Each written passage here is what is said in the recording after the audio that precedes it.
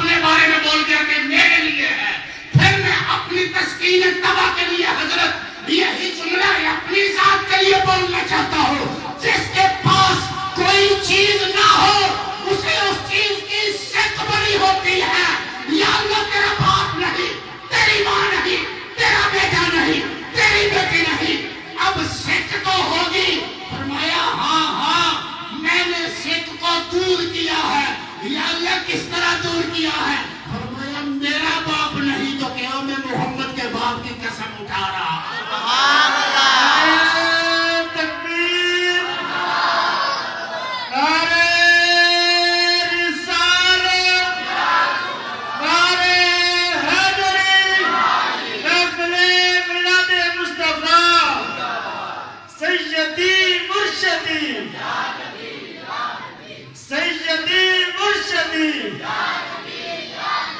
غلام ہے غلام ہے۔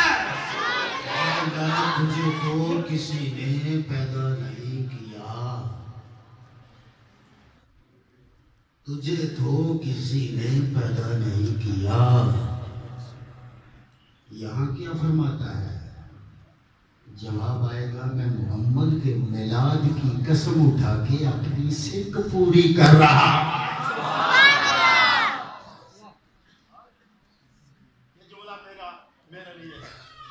یہ میرا جملہ میرے لیے ہے۔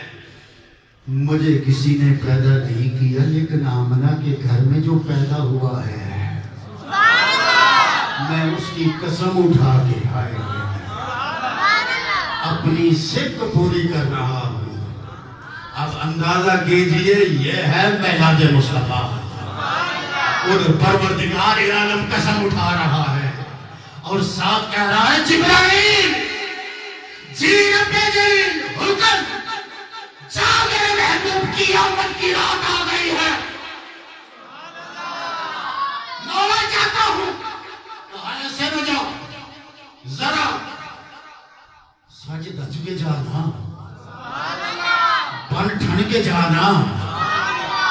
یا اللہ سجاوٹ کہاں تک ہو، اپنے نروں کو اپنے پروں کو نور رحمت کے پانی میں بھگو کے جاؤ۔